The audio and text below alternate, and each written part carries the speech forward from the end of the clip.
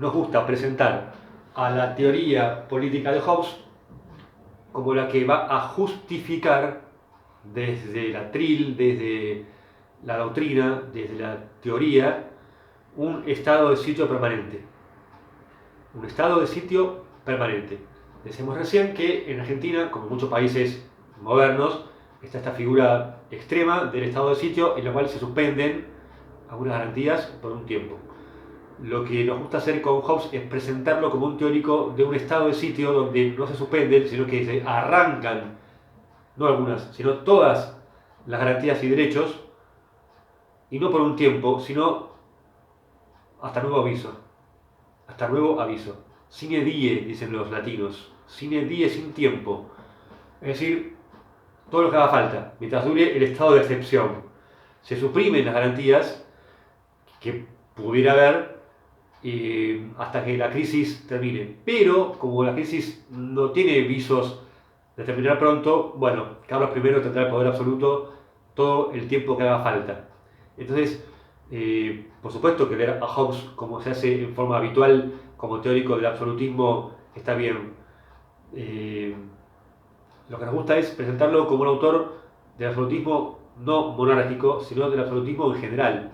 Porque Hobbes va a decir en su Leviatán que hay que concederle la suma del poder, o sea, todos los derechos, a un hombre o una asamblea de hombres.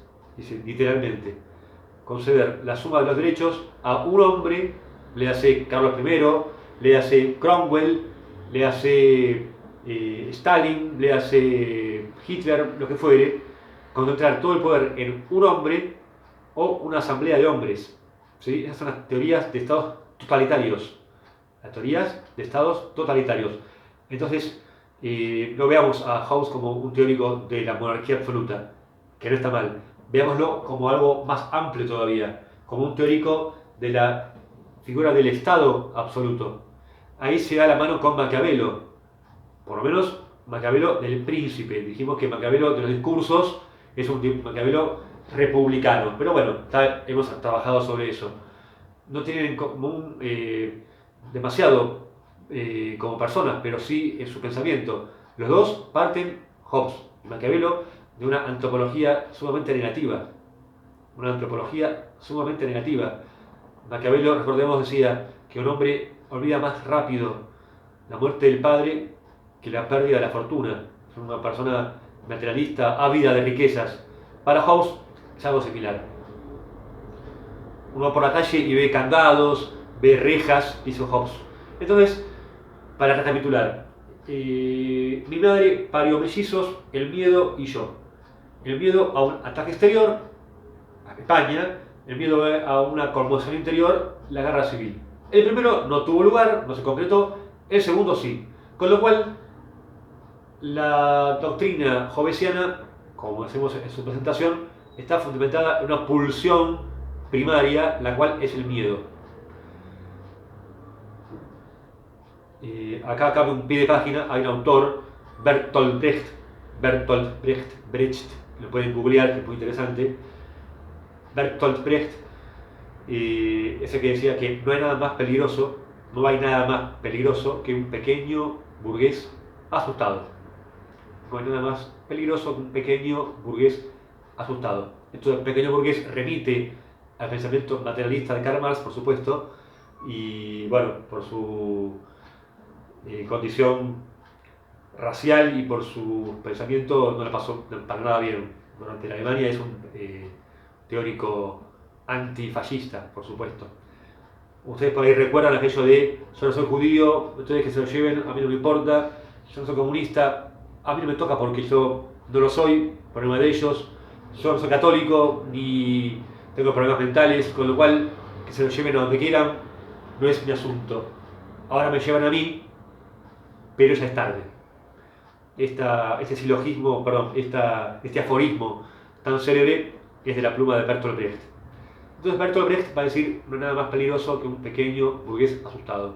Son los mismos ciudadanos de la pequeña burguesía de Múnich, Baviera, sobre todo de la parte oriental de la manera prusiana, que vamos a ver más adelante. Son los pequeños productores agrícolas, pero sobre todo la pequeña burguesía urbana, la que va a pedir a gritos una mano fuerte contra el comunismo que atraviesa la República de Weimar en los inicios del nazismo. El pequeño burgués asustado es el principio del fascismo.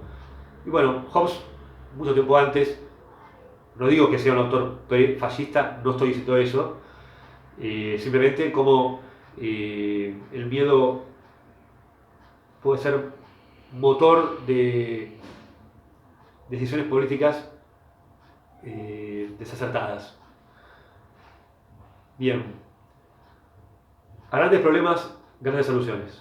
Si hay un problema muy grave, que es una guerra de todos contra todos, como imagina en un estado salvaje Thomas Hobbes, entonces el Estado debe ser lo suficientemente fuerte como para someter todos esos disensos.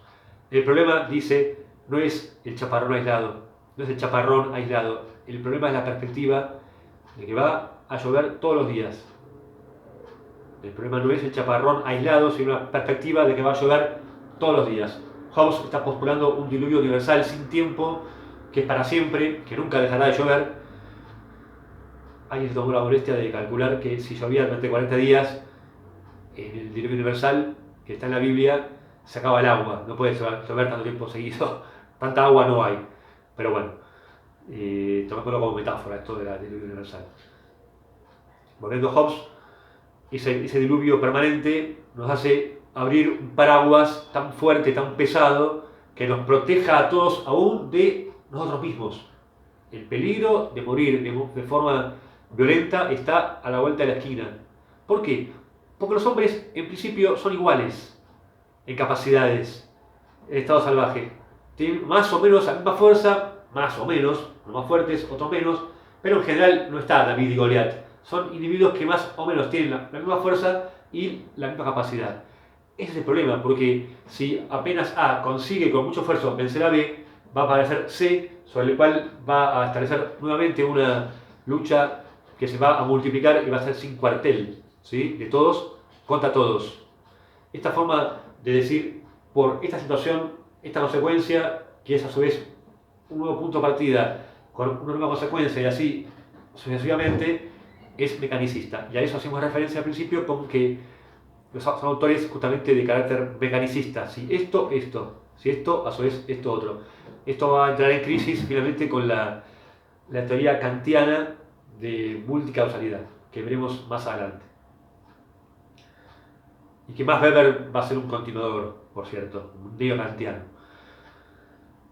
Bien, como va a llover todos los días y nos podemos morir de un día para otro, qué mejor que renunciar a esas guerras parciales que derivan en totales, reconocer que con eso no se puede solucionar.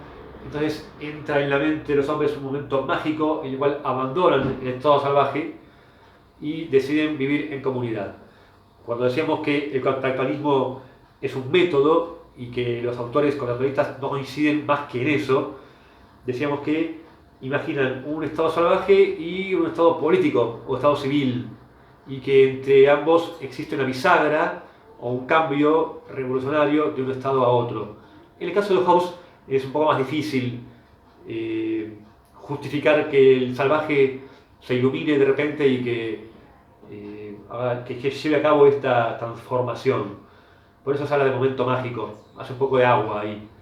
Pero de todos modos, insisto, no son historiadores, no están diciendo que haya habido registrado un pacto, por supuesto, sino en términos metafóricos. Y acá sí entra nuevamente en escena la lectura retrospectiva.